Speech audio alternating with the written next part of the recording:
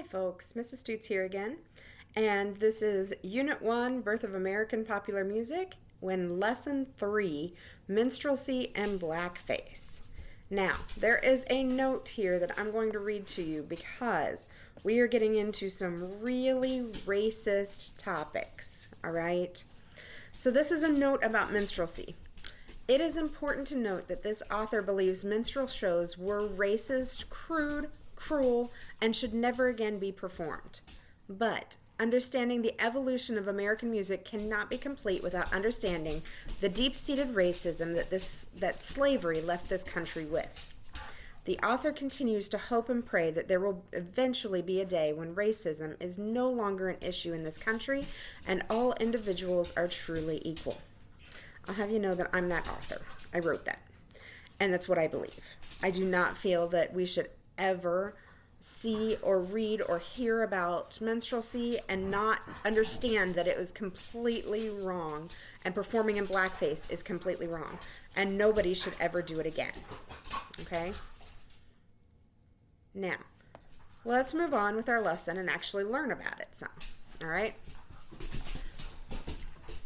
Alright, this vocabulary. Parlor. A room in a private house or establishment where people can sit and talk and relax. Minstrel. A variety show in which the performers are made up in blackface. Stereotypes.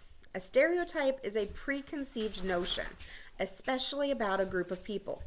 Many stereotypes are rooted in prejudice, so you should be wary of them. Blackface. The makeup, usually burnt cork, used by a performer in order to imitate a black person. Minstrel troupe. A troupe is the performing company and the performers that work for them. A minstrel troupe would be a blackface group of performers. Virginia Minstrels is a minstrel troupe. Touring. A journey or route all the way around a particular place or area. A performing troupe tours, traveling from place to place. Crude. Is it gross, unsophisticated, totally tasteless, and positively offensive? Then you can describe it as crude. Northerners, people who lived in the northern United States where there was no slavery. Southerners were the people who lived in the southern United States where there was slavery until the end of the Civil War. Impersonation, imitating the mannerisms of another person or pretending to be another person. All right, so let's go on with minstrel songs. We learned about Stephen Foster, so I'm not going to go back over who he was or what he did because that was all in Lesson 2. But in Lesson 2, we didn't get into the minstrel songs so much, all right? Now we're getting into the minstrel songs, and we're only really focusing on the minstrel songs. So here's his first two, Oh Susanna and Camptown Races. Now, the thing I have to say about Stephen Foster's minstrel songs is as far as they in and of themselves being racist, they're not really. Thank goodness. I think Stephen Foster, for a lot of years I've appreciated his expertise in songwriting, and I was glad when I was studying this to find out that he wasn't really the giant racist prick that he might have been. So I was very glad to find out that his songs weren't truly racist. There are a few lines that talk about slavery and things of that nature in different songs, not these two. These two are just kind of silly songs, but he definitely wrote them for the minstrel stage. All right, here we go. This is Oh Susanna. Oh, I come from Alabama with my banjo on my knee. As I grind to Louisiana, my true love for to see. Oh, it rained so hard the day I left, the weather it was dry.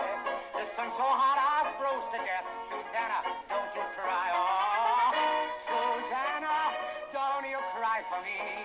I've come from Alabama with my banjo on my knee. Oh, I had a dream the other night when everything was still. I thought I saw Susanna dear coming down the hill. The buckwheat cake was in her mouth, the tear was in her eye. Says I was coming from the south. Susanna, don't you cry, oh, Susanna, don't you cry for me. I've come from Alabama with my banjo on my knee. Oh, Susanna, don't you cry for me. I come from Alabama with my banjo on my knee. All right, and that's the end of Oh Susanna. Again, nothing in the words really racist, just a silly song. I like a lot of his parlor songs, but the fact that it was performed in blackface definitely gives an element of racism to it. Again, nobody should ever perform in blackface. Please do not do that, not even as a Halloween costume. All right, this is Camptown Races. Ladies and gentlemen, we will conclude this part of the entertainment with a brand new song sung here in Chicago for the first time on any stage by myself and company. It was not a new song. It was not the first time it was being performed. Everybody knew the song, as you'll soon see. You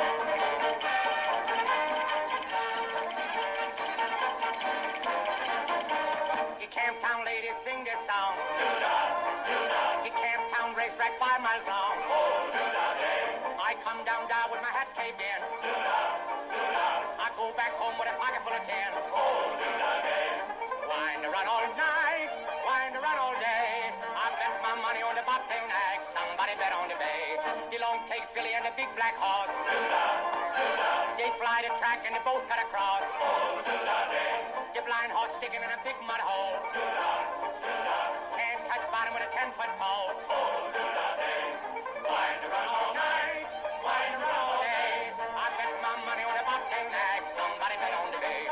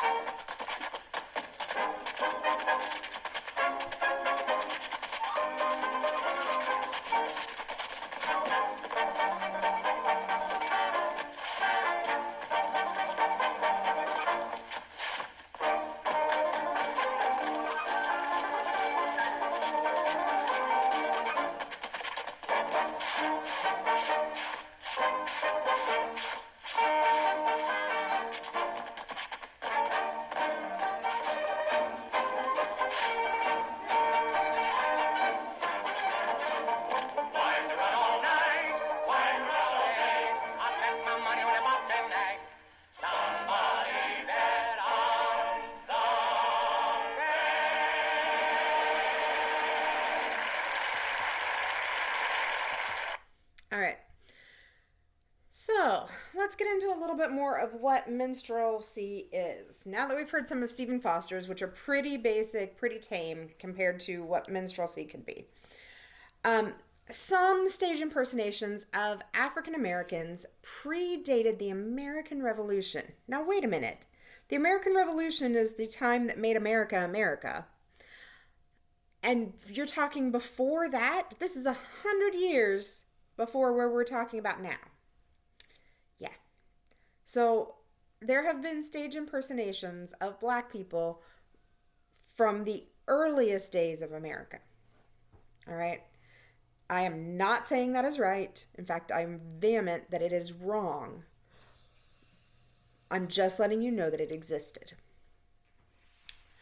Blackface as we know it really began with George Washington Dixon in 1827 in Albany and in 1828 in New York. Dixon created what would become the two most famous types of minstrel performance. The city slicker performance, where Black people lived in northern towns, but they were insecure, and bewildered. They were totally out of place in these northern towns. They were portrayed as ignorant, bumbling buffoons, totally out of place when removed from the South. The songs had northern Blacks wishing they were in the South again, wishing they were slaves again. Totally preposterous, but that's what it was. The other type of performance that was the second most famous was the country bumpkin, where Black people lived on southern plantations as slaves, but they were content and secure. They were idealized interracial families where Blacks and whites lived together in perfect harmony. Beloved characters such as Mammy. I mean, who can hate a grandma? Really. and old Uncle Joe or so and so. You know, these people that you just absolutely love. And these songs showed really close bonds between their masters and their slaves. Again, this is totally a work of fiction. And, you know, a part of me wonders if it's not an attempt to help people feel better about being slave owners because they were understanding that it was a horrific thing and they shouldn't be doing it. I really think there was some kind of general brainwashing going on about this. People were anxious to feel better about being slave owners. And music reflected that. Music doesn't exist in a bubble, it doesn't happen on its own, it happens as a product of society. And I think that's what we're seeing in these performances. All right. So let's keep learning. Now, let's get into some songs of minstrelsy that are a little more stereotypical and a whole heck of a lot more racist. This is the first one. It's called Jumping Jim Crow. It's a song and it's a dance. It was borrowed, which means it was stolen, from a black man who was singing and dancing. A man named Thomas Dartmouth Rice copied it, added some verses, and put it on the stage in 1832. It was wildly successful, in spite of being incredibly racist. It could be possibly the first great international song hit of American popular music. Quite possibly. Jim Crow was kind of the stereotypical naive and uneducated slave. All right, this is only about a minute and a half long, and it's the only video I could find on it, and it's bad. It's really, really racist, but hang on to your hats and let's figure out what this song is all about. Every time I wheel about a Jim Crow, I went down to the river. I didn't mean to stay, but there I saw so many gals I couldn't get away. Wheel about and turn about and do just so. Every time I wheel about a Jim Crow. Give me back my clothes, please. And so it was that a young song and dance man, who was later belovedly known as Daddy Rice, was the first to bring blackface characterization to the American stage. All right, so that was supposedly kind of like a news clip about the song and about how it all got started, and it shows literally him having taken the clothes off of a poor black person and given them something to bundle themselves up in the process, while he stole the song and went on stage and sang and danced in blackface. So many things wrong with that. I can't even begin to comprehend them all, but please never copy it. It should never be performed again. And I hope you understand how horribly racist that was. All right, here's another one. Another really, really bad song from Minstrelsy. Zip Coon. This was 2 years later. Bob Farrell, another really famous blackface entertainer, introduced the character Zip Coon. Zip Coon was the urban dandy. So a dandy was somebody who was all dressed up, all fancy, and they could only do that by living in the city because, you know, if you're on a farm, you're working and your clothes can't be all fancy because they'll just be destroyed. They have to be tough, sturdy clothes. So this is an urban dandy. This is somebody who lives in a city and is all fancy and, of course, absolutely ridiculous because these were absolutely ridiculously racist songs. They were making fun of black people, not actually showing black people. And if you could look just at the picture of the person down there that's part of this video, it looks like he's drawn almost like an ape or a monkey. Again, they're making it racist from the get-go. And all of the racist plays, so many coming out right away. Never, ever, ever copy this, please. So again, these are all supposed to depict African American life, but they are instead are very crude parodies of it. All right, we're going to listen to this.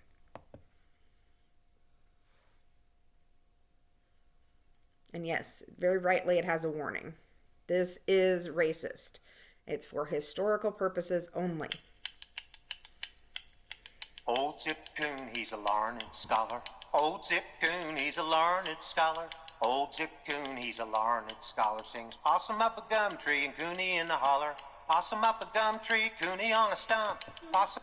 Okay, I just want to stop you for a second because the word said, Old Zip Coon, he's a learned scholar. So that would mean somebody who's gone to college, has gotten an advanced degree in some sort, but then he's saying, possum up a coon tree, cooney in a holler.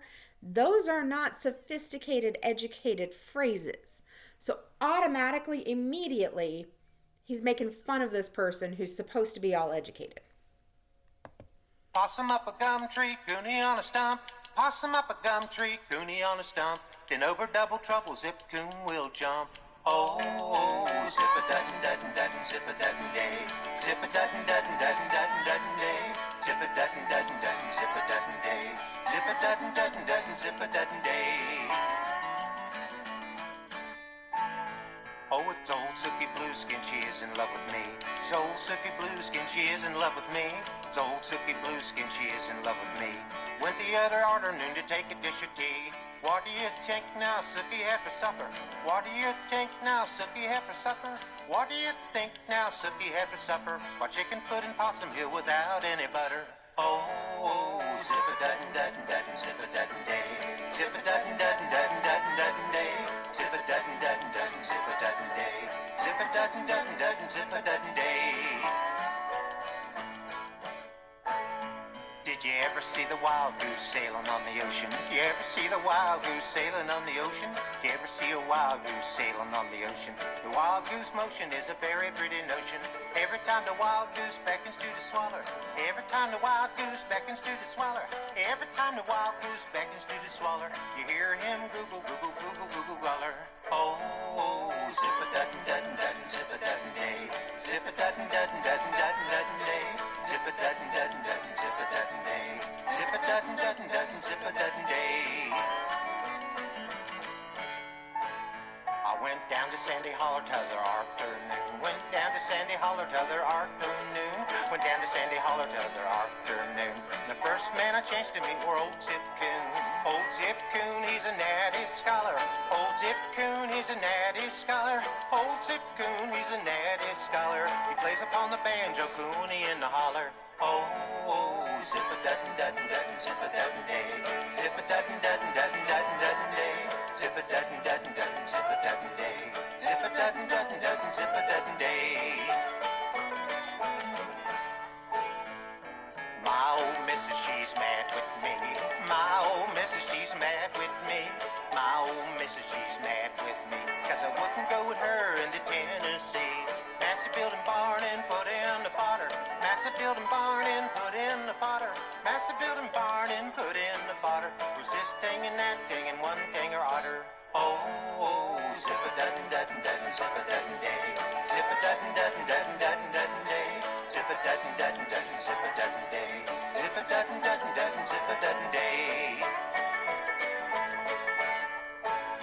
Suppose you heard of the Battle of New Orleans. Suppose you heard of the Battle of New Orleans. Suppose you heard the Battle of New Orleans, where old General Jackson gave the British beans. There the Yankee boys do the job so slippery. There the Yankee boys do the job so slippery. There the Yankee boys do the job so slippery. Where they caught Joe Pockenham and rode him up the first. Oh, oh, zip-a-dutton-dutton-dutton, zip-a-dutton-day. Zip-a-dutton-dutton-dutton-dutton-dutton-day. Zip-a-dutton-dutton-dutton, zip-a-dutton-day. Zip-a-dutton-dutton-dutton, zip-a-dutton-day. I had many things to talk about, but don't know which come. I had many things to talk about, but don't know which come. I had many things to talk about, but don't know which come. So here to toast to old Zip Coon before he began to rust. May he have the pretty girls like the king of old. May he have the pretty girls like the king of old. May he have the pretty girls like the king of old. He sang this song so many times before he turned to mold. Oh, oh, zip-a-dutton-dutton-dutton, zip-a-dutton-day. Zip-a-dutton-dutton-dutton-dutton-dutton-day. Zip-a-dutton-dutton-dutton, zip-a-dutton-day. Zip-a-dutton-dutton-dutton, zip-a-dutton-day. Oh, zip-a-dutton-dutton-dutton, zip-a-dutton-day. Oh, zip-a-dutton-dutton-dutton-dutton-dutton-day. Oh, zip-a-dutton-dutton-dutton, zip-a-dutton-day. Zip-a-dutton-dutton-dutton, zip-a-dutton-day.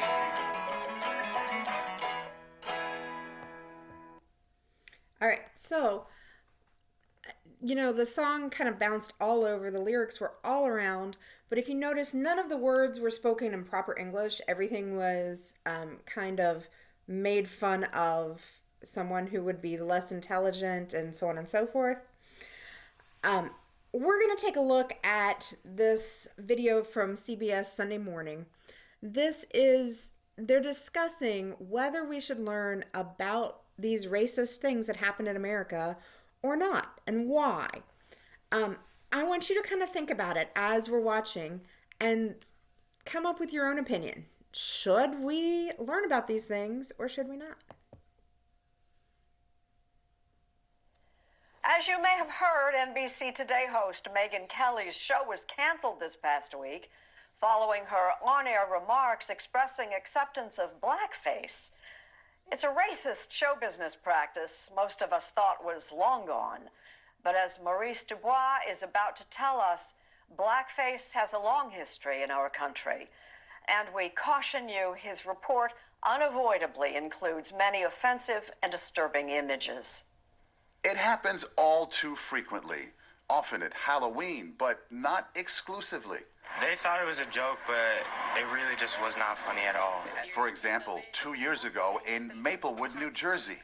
Her daughter posted this photo of herself and a friend in blackface. The two girls had no idea what blackface was or the history of it. The history of blackface is long and complex and deeply ingrained in our culture. Who was that lady I saw you with this afternoon? That was no lady. That was my wife. Even Bugs Bunny and Elmer Fudd blacked up. Fantastic, isn't it? For more than 100 years, white and then black performers wore dark makeup and created not only a popular theatrical form, but stereotypes that are still with us today. This makes you uncomfortable, doesn't it? Absolutely. It does make me feel uncomfortable to talk about these things because they are incredibly disturbing and revolting. Eric Lott, a professor at the Graduate Center of the City University of New York, says blackface represents a strange mix of envy, fascination, desire, and fear. Explain the fear part to me. What are these white performers, what are these white people afraid of? They're afraid of black groups, mobs, rising up and taking the power. Minstrel shows began in the 1830s, and white performers used burnt cork or later black grease paint. Minstrelsy eventually became the most popular form of entertainment in the country. Ah, yes.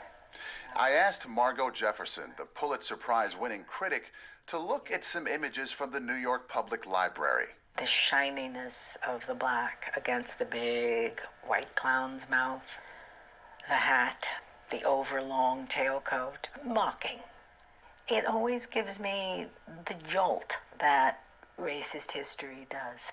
Blackface is so tied to comedy, to people enjoying themselves, to people having fun, that rattles you still more.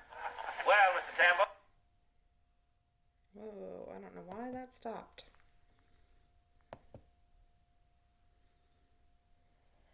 As you may, Hang on, we're going to jump. Remember, this was all happening before the Civil War. slavery was all about creating visions, types, stereotypes of an entire race of people as subhuman in every way. By the 1860s, African Americans began using blackface on stage. Why on earth would a black performer put on blackface and demean him or herself? Look, this is the 19th century. They had limited options. They were expected to. Why? Because it made the audiences comfortable. You can be fascinated, you can be excited, but you can always feel superior. In effect, the black makeup on a black performer became a theatrical mask with many layers of meaning. Professor Eric Lott. The mask, I think, says to white audiences, you have nothing to fear. Go ahead, enjoy yourself. To black audiences, I think any number of things might have been communicated, like, can you believe that these people are making me put on this mask so they will be entertained? You know, in other words, there's a kind of winking to the black audience, but it gave black performers access to the stage. One of the biggest black stars to come out of the minstrel tradition was Burt Williams, who wore blackface from vaudeville to Broadway. It's clear that he was a genius of a performer. But how did he reconcile performing in this demeaning art form? He was very melancholic about it. He knew it was necessary for his career, as all other black performers knew it. Minstrelsy on stage basically died out in the 1920s, but blackface lived on in the movies. I'd walk a million miles for one of your smiles. In 1927, Al Jolson starred in the pioneering talking picture The Jazz Singer, playing a young man who prefers singing popular music rather than his family's traditional Hebrew prayers. When? But I know where the sunshine sets. I don't want to look at it. What reaction do you get? I totally understand. Wait a minute. I don't like the way he said that. In the Our Gang comedies of the 1930s, Spanky appeared in blackface. Buckwheat, did you say Spanky was in a lot of trouble? Yes, sir. The gag here is that the gang doesn't realize that that's Spanky in blackface until they actually see Buckwheat. Hiya, Buckwheat. Hiya, Buckwheat. So the gist of it is that you put blackface makeup on anyone and they become black. And that's supposed to be hilarious. And it's supposed to be really funny. When he grows up. And it goes on. During the golden age of the Hollywood musical, Judy Garland. When he walks down the street, folks will say, please to meet Mr. Franklin D. Roosevelt John. Bing Crosby. That's why we celebrate this blessed February day. Abraham. Fred Astaire, and many others, all blacked up. It's still in the culture.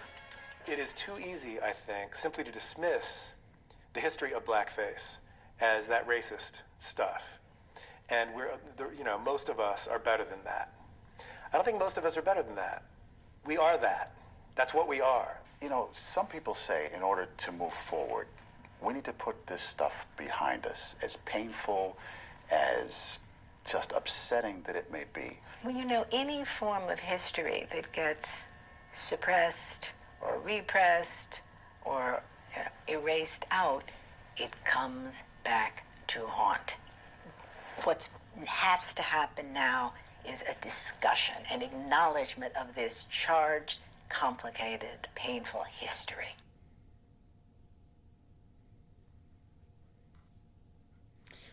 All right, and so with the end of that, I hope you understand that by us learning about this, we are not recommending that it continues in any way, but we are learning that it happened and it was wrong and it should not happen again, and that we can be more aware of folks making these type of racist performances and call them out on it and keep it from happening so much. All right, I hope you learned some interesting things. Make sure you're completing your packet. If you have a question, ask your teacher in class, and I will see you next time. Thanks.